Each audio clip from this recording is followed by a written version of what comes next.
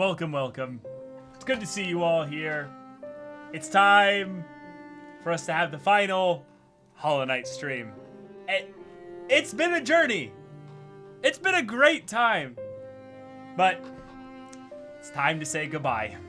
All right, welcome everybody. It's time for us to get into the Hollow Knight bosses and show them some love and put them on this tier list. Hollow Knight bosses were absolutely amazing at the top end, but some of them went into the bottom dumpster end of things here, and so we gotta see how all these line up here, because this game had a lot of bosses, but a lot of them that you just breeze by so quickly that it's basically over by the time you realize, oh, that was a boss. So for how we're rating this, we're going to be doing this based on the overall impressions of the boss at every single instance that we had in terms of fighting them. If they're a specific iteration of the boss, like a specific dream variant, it's going to be generally based around the first time that we fought them in the game. But for a lot of them, they're going to be like in these specific instances where they're placed. And every time that we fight them and every iteration of fighting them will have some measure of value, because this is my personal tier list. And I would say because Hollow Knight bosses are all designed relatively well, I'm going to be putting difficulty actually a little bit into this here, and whether the difficulty was fun and fair. If it gets the difficulty was fun and fair aspect, then I'm giving it a point.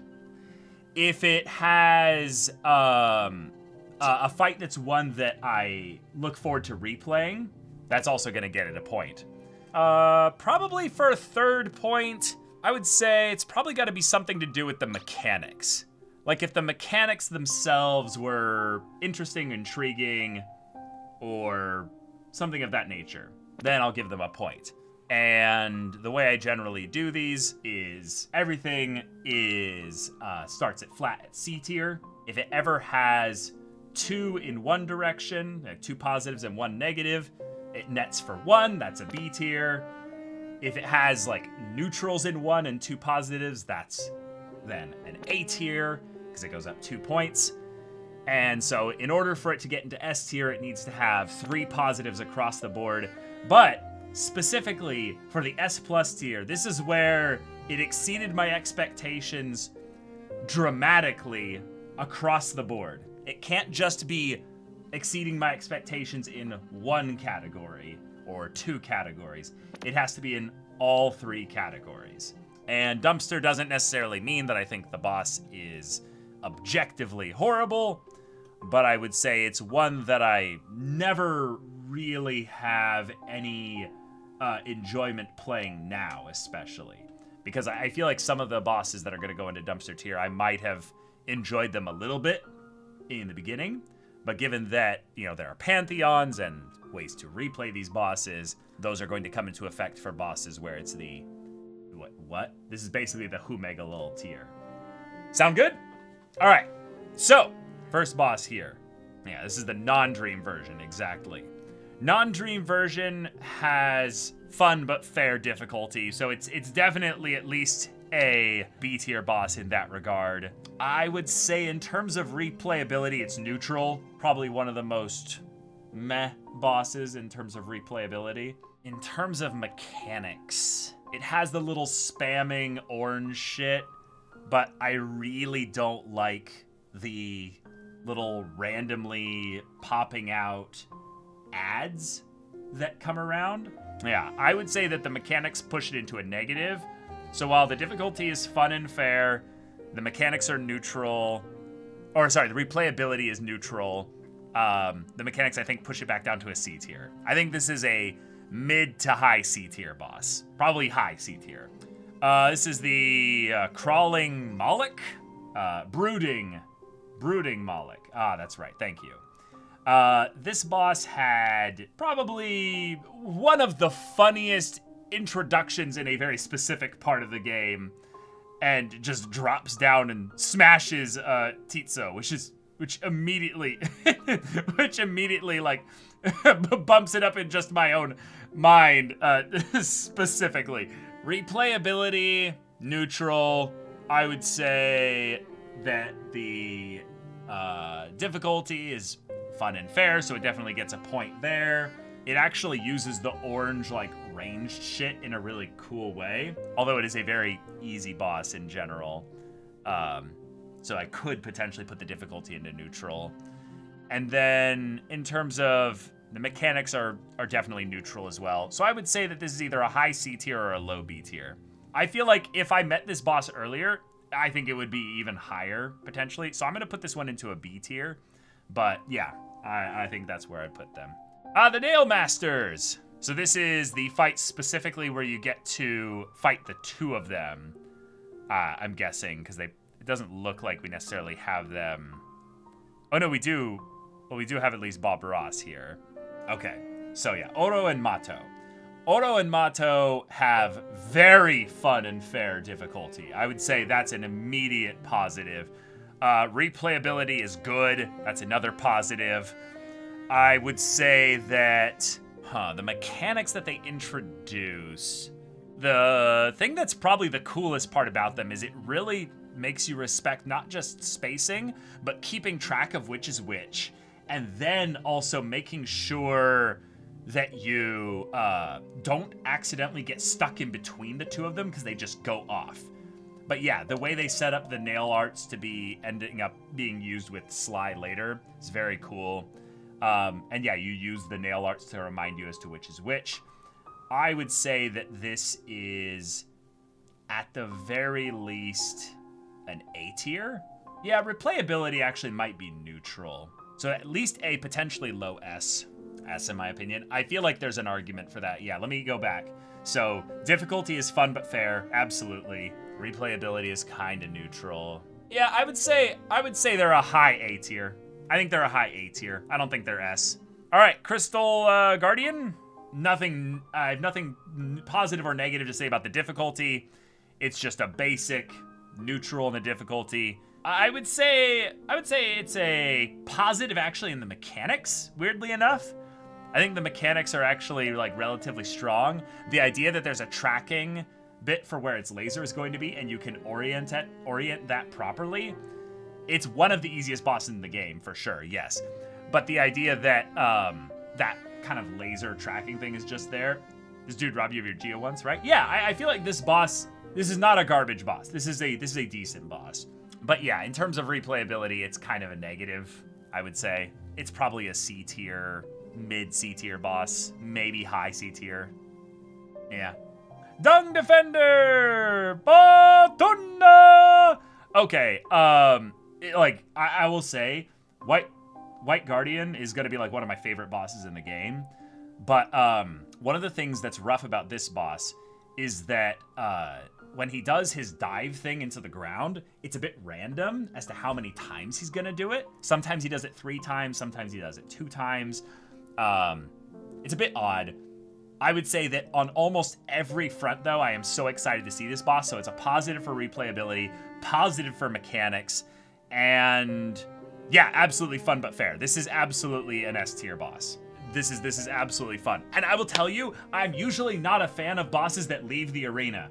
I hate that generally in games. But because you can actually interact with him when he's outside of the arena by slapping him like in like little things and then finding out also you can use deep dive to knock him out and stuff, Dung Defender's an easy S tier.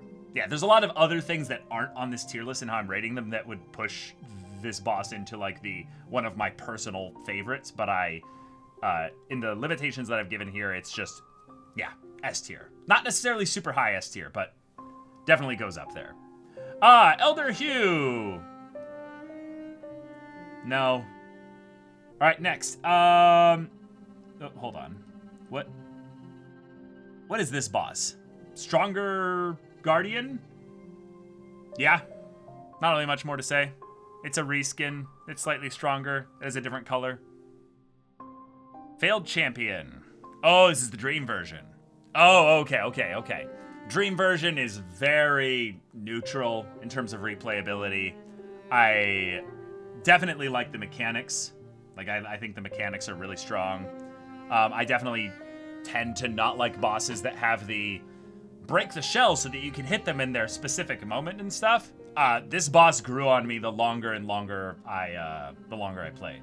I would say that in terms of difficulty, fun but fair, neutral in terms of the replayability, and probably actually a positive for mechanics as well. So I put him in maybe like the lowest A tier even for now. All right, and then we get our Taurus Demon equivalent here. So this is the easier version, right? So as far as a boss to introduce you to the general movement of the game and how to utilize it properly with your jumps and stuff, this boss does exactly what you need it to do. I think it also teaches you patience by basically letting you know, oh, you're not gonna get any progress until the guy comes out. So avoid until that time. So I think in terms of teaching you what the general mechanics are of this game and how to handle the bosses and wait and watch for your moments and stuff, I think this boss does exactly what it needs to do there.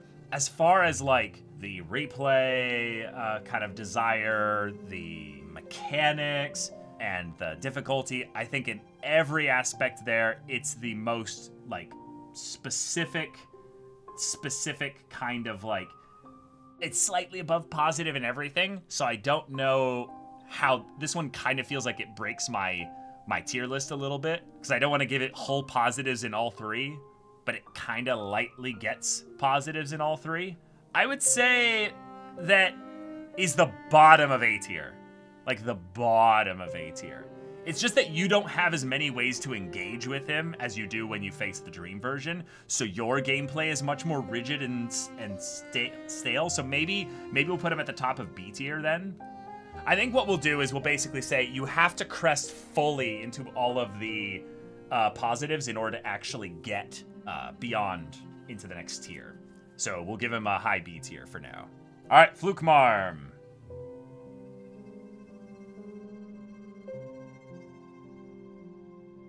Yeah, this is MILF. Yeah, canonical MILF, but I'm throwing this MILF in the trash. No. All right, this is the dream boss I can never remember the fucking name of. What is this guy's name? Galleon.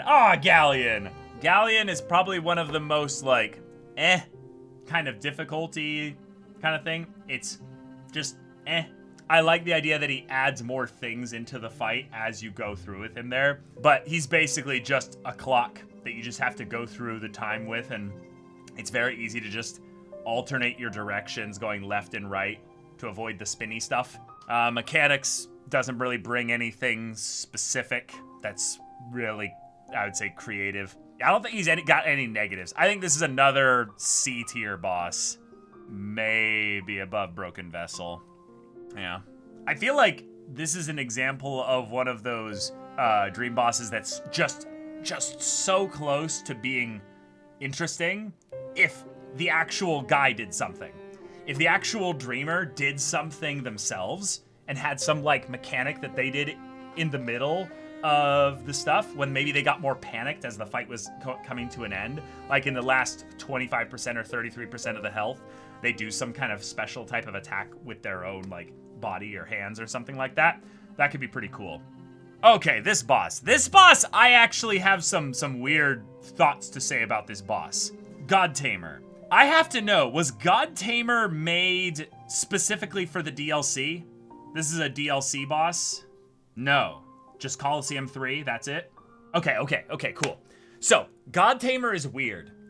Two things with this. Very easy, fun but fair difficulty. Except in one area.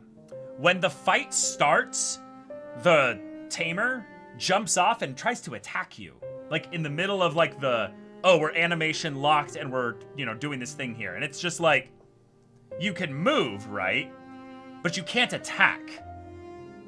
It's the weirdest shit. I don't understand it. I'm not gonna really put it into the rating, but it's always been the weirdest thing.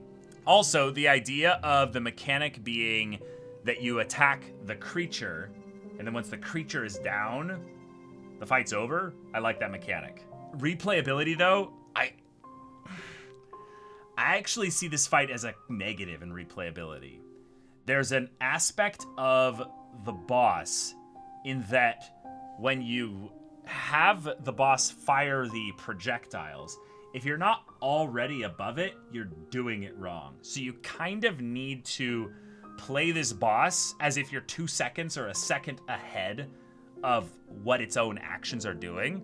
That kind of negates the mechanics aspect there. So this to me is a B tier boss, like kind of low B tier, I would say too.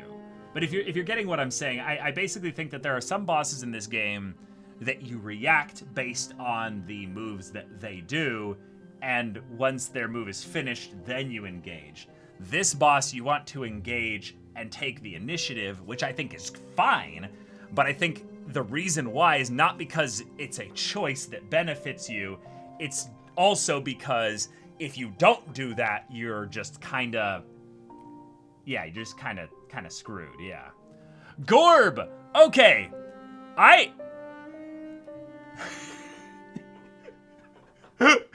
you guys are gonna laugh.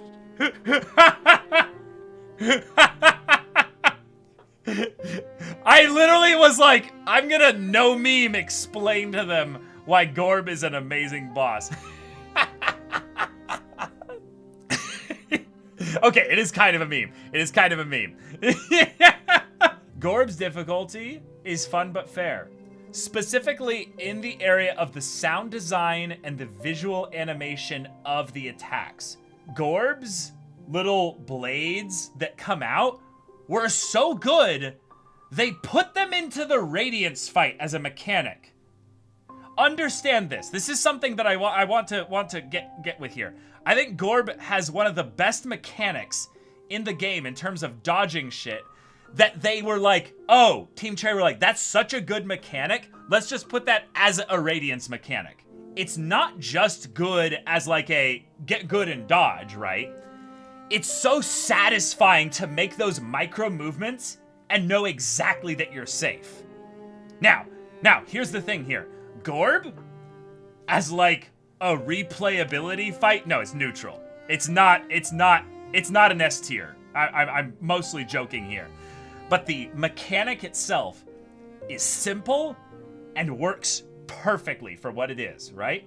I'll explain why Markoth and the other guy that has the similar blades and stuff are not the same, though. Can't be an S tier, unfortunately, because it's neutral replayability. But I would say fun and fair, and unironically, great mechanic. It's only one mechanic, so it's not great, but I think Gorb actually deserves A tier. I know, I'm weird like this. But the thing is that the mechanic for the fight is very easy, but it's just clean. All right, Sly.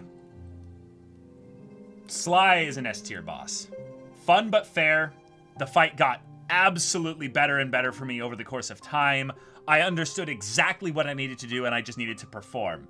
This is exactly what the DLC boss in a game should be. You take mechanics that you've introduced to players before, combine them into a package, make there be some pretty decent difficulty here, and then add a twist to it in that his hitbox for actually attacking him is smaller than the fucking greatsword thing that he's swinging at you. Call me crazy here, but I think that on some level, he's just a bit worse than the Dung Defender. I think one of the things that is the weirdest part about Sly is that Sly is, as far as mechanics and difficulty related stuff, is probably one of those ones where you have a very polarizing way of fighting him with spells versus nail, and that's, of course, obviously the case. But if you're going to go nail with Sly, you really, I'd say, are encouraged to use range. It's a little bit strange, but I also feel like the pattern for him in your movement is very minimal. I feel like you're very reactive to Sly, and that might be because I haven't figured him out fully as a boss. I felt like I either didn't figure him out fully because I didn't fight him enough, or I generally let him do his thing, and then I just slightly adjust to get that little bit of chip damage in, and then over the time beat him. The best way to fight Slay is actually using Nail Arts, Nail Master versus Nail Master. That makes sense. That makes sense a lot. And I never really learned how to use Nail Arts that well. So, that's my take. All right, Zote. This is like Giga Zote. You know, it's got all the adjectives attached. That's why he's up here. Zote's weird. Zote is one where I actually don't like his mechanics. I actually feel like Zote, as far as the just summoning shit and having explodey boys and stuff and having weird stuff there, I actually don't really like them. But the other two categories are so, like, good that I almost want to kind of move it up to a neutral so I can drop him into A tier. The way my tier list would work, he would be a B tier. But there is a jumping pattern that you can use, and I found it, and it worked for me, but it absolutely nullifies him as a boss for the most part. I kind of want to put him into high B tier, but like, I feel like that's also not really saying a lot. I think we'll put him here.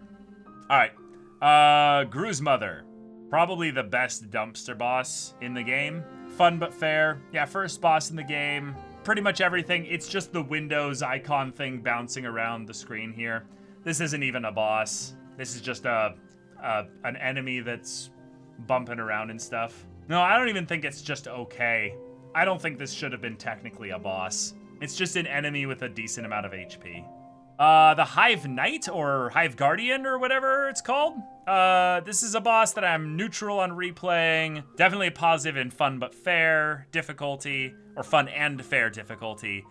And then mechanics-wise, mechanics are positive too. I'd say the Hive Knight's an actual, like, low A tier. Probably about here. I like the idea also of an enemy having two different types of dashes where you have to actually look closely at him to see which one he's doing.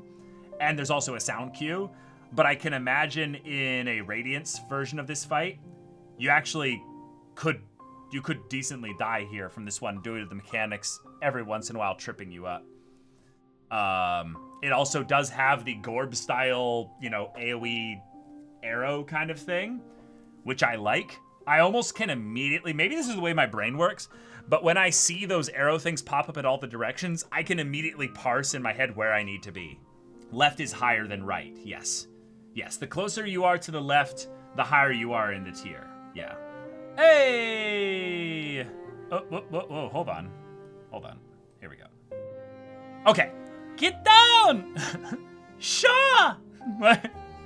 I love the audio cues for this boss.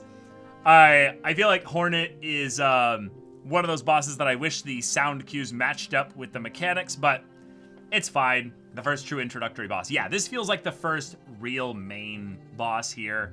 It's a boss that I think teaches you, again, the way to handle a boss it teaches you the way to handle a boss really well. I feel like the mechanics that are introduced, the dash, the throwing of the little, not nail, but the thing. I forget what it's called. There's so many DPS windows. The needle, thank you. But yes, if you're patient, this boss is a breeze. It's easy. But, if you're not, and you're new to the game, and you don't have a lot of health, you can't just face tank this boss. I really, really like Hornet as an introductory boss. So, mechanics, positive. Replay, no. It's kind of neutral. Not positive or negative. And then fun but fair, absolutely. So this is another A tier fight. I feel like Hornet 1 goes into, like, this area here. Hornet 2. I really like Hornet 2's anti-jump tech and the parry.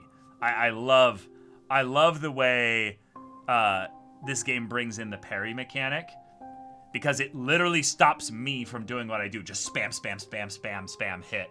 So I think that this is probably our S tier Hornet. Yeah, just that little bit of extra mechanical difficulty and a little bit of extra speed. Yeah, S tier. Definitely still, weirdly enough, not a high S tier though. I feel like there are a lot of bosses that are better. All right, so then this is our Lost Kin. So Lost Kin, I feel like, is a boss that makes sense to be kind of polarizing. The speed and frenetic kind of nature of the boss. I remember dying to is either this guy or the previous one quite a lot. The way you can use charms to kind of maneuver around the mechanics here, I did some really cool things with that ended up helping me a lot. I would say that this is actually an upgrade due to it being more of a melee fight because he doesn't have the infection, so he ends up not spamming the orange shit vertically, which I wasn't as much of a fan of, even though there's a very easy pattern to get around it. I would say that replayability is still neutral. I would put it neutral in fun but fair, and I would give mechanics a positive. So I would say probably here, B tier. Mantises. So I think we've hit that point. Yeah, I know. This is definitely an S tier, but we're basically now hit that point where, is this an S plus tier boss? It's close. Probably one of the most fun to replay bosses in the game. Mechanics are strong, and absolutely fun but fair. Fun and fair. I think this is our highest S tier. Yeah, I think that you're right. I think Sisters of Battle will be the S plus tier. This boss is so unexpectedly fun so early in the game. That is true. Yeah, as far as fun factor, there is definitely that argument that it exceeds in all three categories super well, that, yeah, we might just put it in S plus tier. Markoth, okay. The difficulty is fair, but not fun. So negative in terms of the difficulty. Replayability is negative. I think the mechanics are fine. Markoth is like bottom of C for me. Yeah. What is this, boss? What is this? This is the cutest shit in the goddamn game. But, like, no. We have a new, like, contender for best dumpster tier. No. Massive Moss Charger. Well, easily... Wait, what the fuck? Hold on. I just bumped some shit around. Is here? Or something? Massive Moss Charger is the best boss in the game. Like, yeah. No, this boss is sleep. I sleep. I think this boss is like actually just we sleep here. Nightmare King Grim. Holy shit. This boss is incredible. The fact that I died 130 fucking times to this boss, and yet I still love it so much. Ugh. Okay, fun but fair. Let's go into this, because this is the only thing that would knock it low. It is absolutely fun. Is it fair? Yes. In fact, that might be the thing that is most impressive about this boss. It is surprisingly fair. It is ridiculously fair. And it's the kind of thing where I'm like, holy shit, this is the Slave Knight Gale equivalent for the DLC, you know? Like, it's ridiculously fair. Is it fun? Fuck yeah. Once you know what you're doing, this boss is absolutely fun. The one thing that is a little bit funky with this boss is dodging the 4 shot out things there. There are times where it feels like they are... I mean, no, they're consistent. I think it's just that this boss can take a while, so that's that. Replay value is high, fun but fair, or fun and fair. Mechanics are insanely good. This might be at least the top of S tier or S plus tier. The main thing that's different from it and the Grim other version of the fight is the fire trails, the double damage, obviously. The fire pillars, thank you, the fire pillar attack. I love the fire pillar attack. I unironically think the fire pillar attack is one that you can min-max the shit out of if you know exactly what you're doing. It is probably the most easily punishable attack, and yet you're choosing how to handle it. Yeah. And different bat pattern. Yes, 4 instead of 3. Right, and they're on different sides. So yeah, this is an S+ tier boss.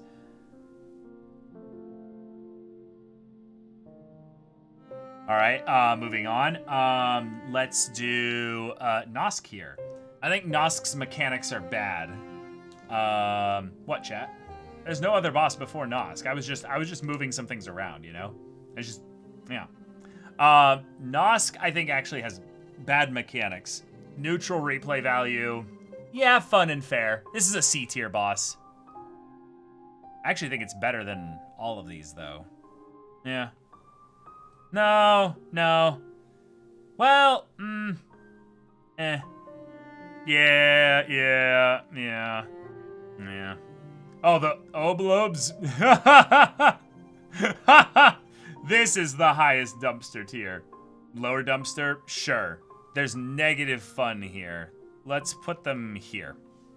Shio! Bob Ross! Okay, I love the mechanics for this boss. The idea to have paint colors be something that you visually remember in addition to the pattern for how the attacks go at you. You then think in your head, red, blue, yellow. Okay, cool, I know what I'm doing. So Bob Ross immediately gets a positive for the mechanics.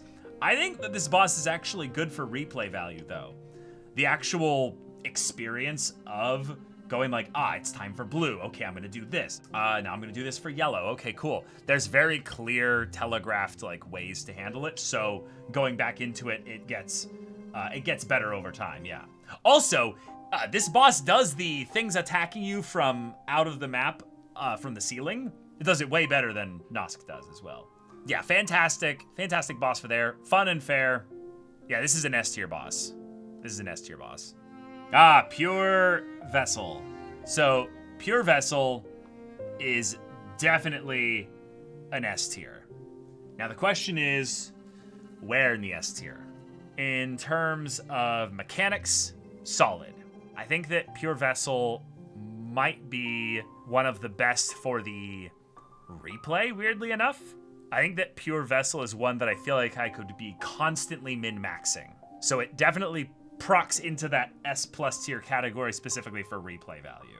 And then for fun and fair, I think it comes almost into S+ tier category, but for me, I think that right now it's the top of S. Yeah, I feel like it's one of the most mechanically complex in terms of the amount of things to deal with and handle. Like the way it's kind of responding to what you do feels like it's a one that they put a lot of effort into, but it's not a dance as much as the top two bosses. Radiance! Okay, the Radiance is a boss I didn't really replay, but I do want to, so that gets a plus there. It's fun and fair. Absolutely. Mechanics? Yeah, extremely strong. It's a little random for my taste. I would say the Radiance actually this is maybe a weird take, but I think that the Radiance is actually like, yeah, I'd say the Radiance is an A. I think that it's kind of held back just a little bit. It's weird, because it takes a lot of the mechanics I like from other bosses, puts them in together, but, I would say mechanics, I'm kind of neutral on it.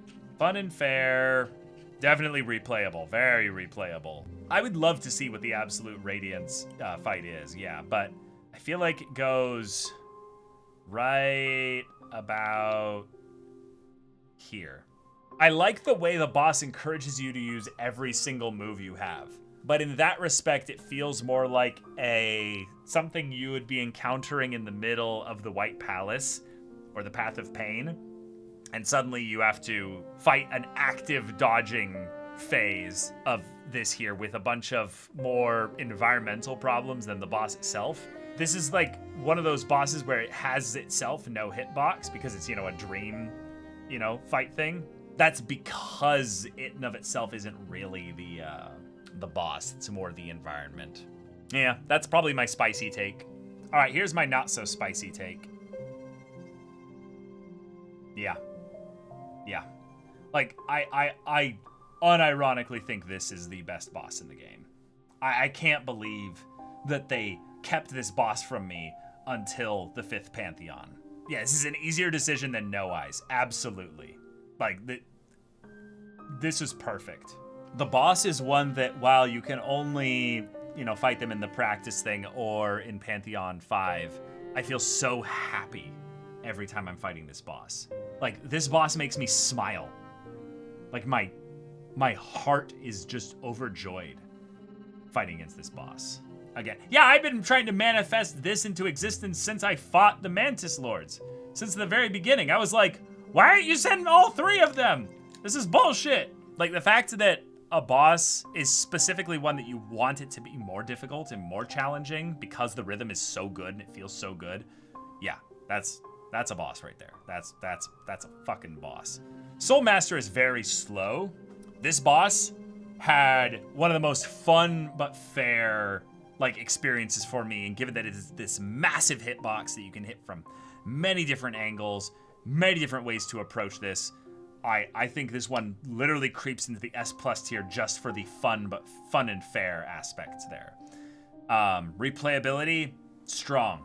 And the mechanics are probably where it's actually just barely creeping into S tier. The weird thing is that because of the way that the orbs work, where it fires and then they kind of home in on you, those come dangerously close to summon territory.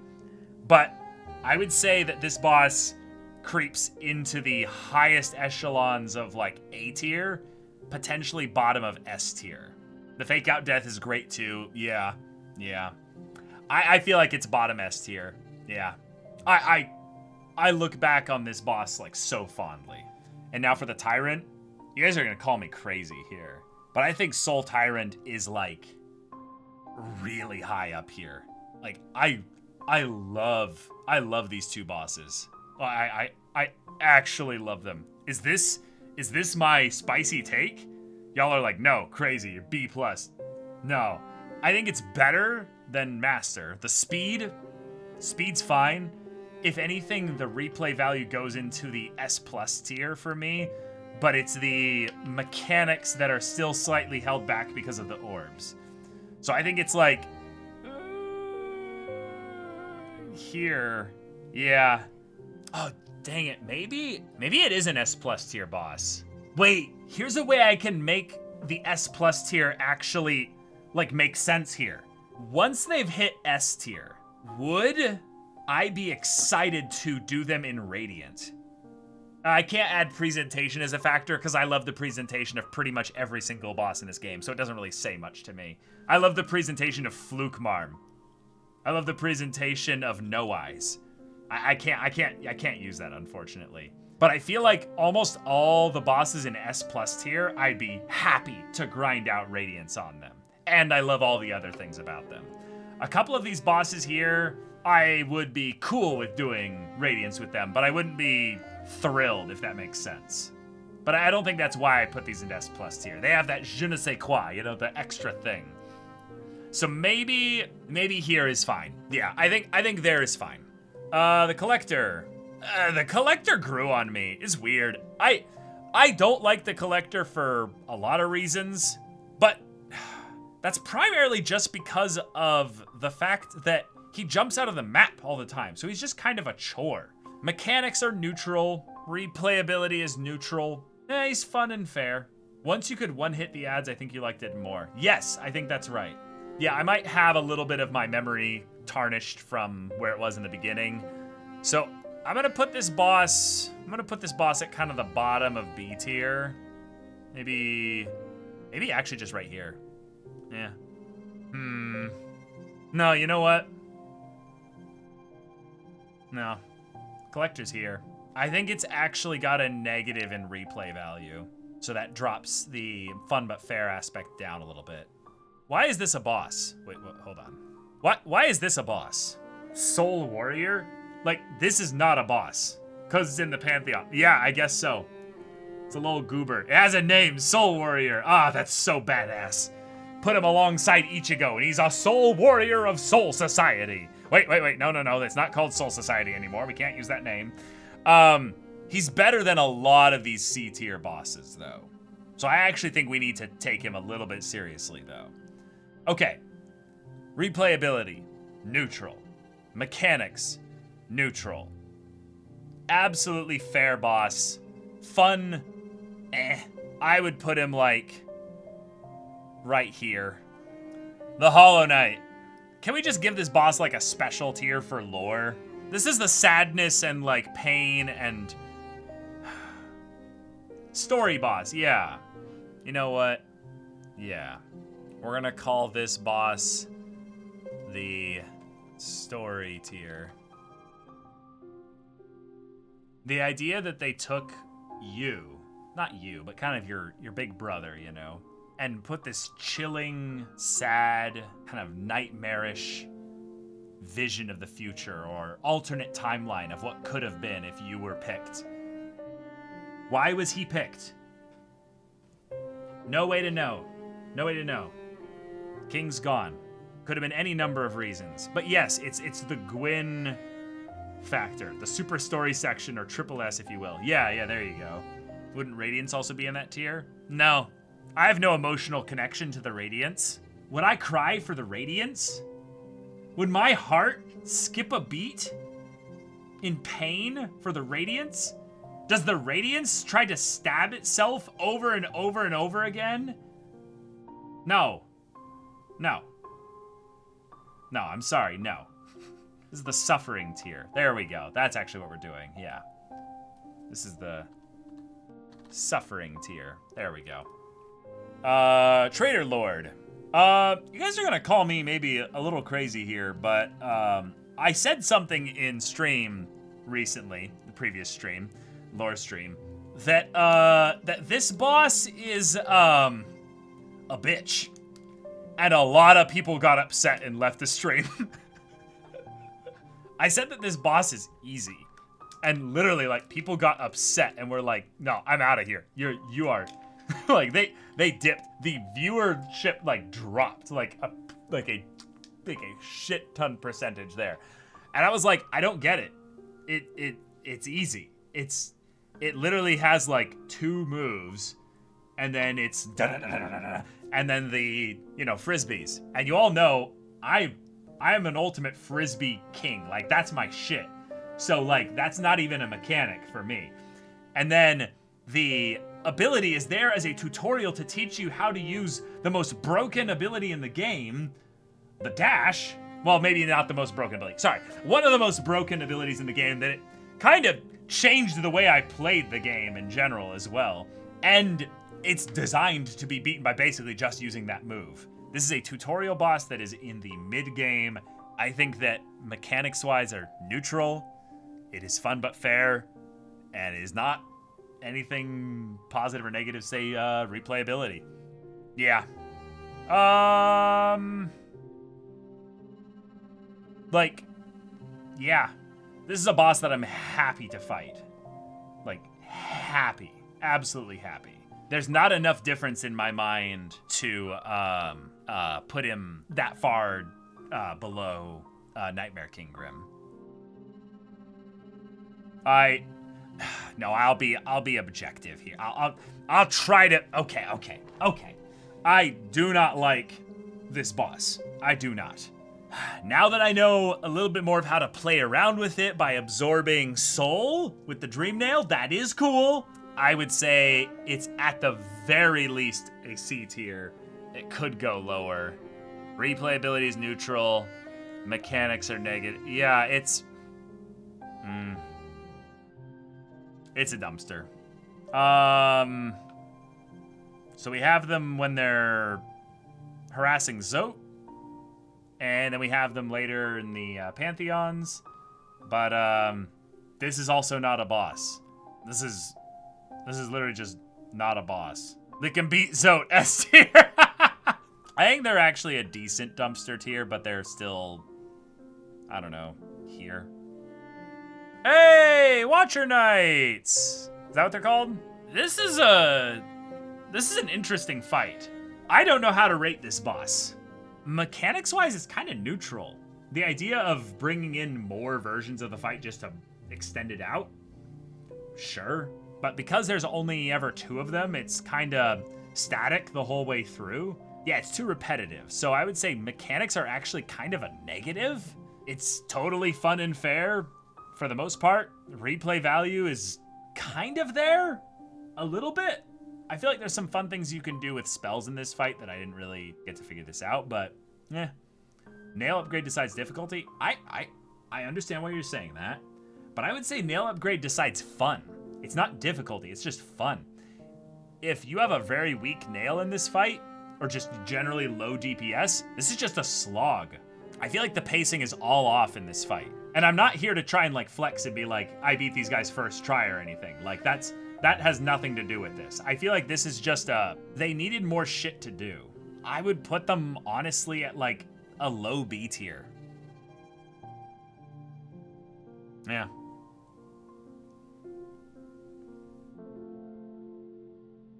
I love this boss. I love this boss too much. I understand that this is a boss that like I don't know how to describe it. I love this boss so much. I feel like this is weird. This is weird because there's a couple things that I like. It's so hard to talk about this, but like the parts where he's swiping and throwing the shit at you, if you don't have the proper spacing, you can kind of clip and it'll give you a hit, even though it doesn't really like fit as well. But everything about the pacing of this fight, the very clear like phases as well, like phase 1, 2, and 3. Like there's kind of the beginning, middle, and end of the fight. It just feels so good. I also feel like this is a boss that very much gives you a freedom in how you fight it that in a way just feels so good. Very fast paced, very simple mechanics, yes. I feel like there are more ambitious bosses on this list that just don't click for me as well. Yeah, it's a shit show, exactly. But gleaming bright and true in the middle is our defender. How do I say this? I feel so in sync with this boss that I'll jump into the melee part knowing Obaka is coming. And I'm getting out as many of those nail attacks in as possible.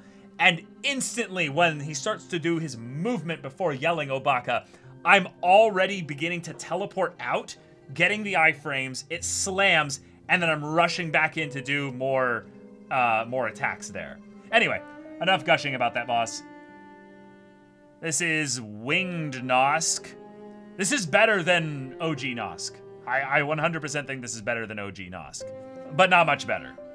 Not much better. Like, probably like here. Yeah. Zero is another dream fight here. And, nothing much to it. It's better than Dumpster Tier for sure. I think it's just neutral all across the board. Zero is a C tier, flat in the middle. Right about here. Yep. Zote! I listened to every single precept that this motherfucker gave me. I read all of them. I voice acted all of them. Yeah, he doesn't get the honor of the tier being named after him. This is exactly where he should go. On multiple levels, he fits the suffering tier. Zote saw this tier list and saw that, oh, there's one at the top, well, I should go up there. He didn't read specifically, what it was, because Zote doesn't know how to read, obviously. But there's so much about him that's completely fucked as like a character. And yeah. So this is my boss tier list. I will adjust the S+ tier a little bit here, though. Yeah. I feel like that's right. I did not play or fight the Absolute Radiance. I don't know what the Absolute Radiance would be on this list. You should rank the 57 precepts. No! What are you, mad? What kind of insanity? Why would I rank the... Okay. No, you know what? Unironically, that's some good YouTube right there. Psychologist ranks Zote's 57 precepts. 100,000 views right there. Easy 100,000 views. That's the dumbest shit, but I would actually get a lot of views on YouTube. If I could convince my editor to make a shit post for Hollow Knight, that might be worth it. What no Silksong does to a motherfucker. Yeah, I guess so.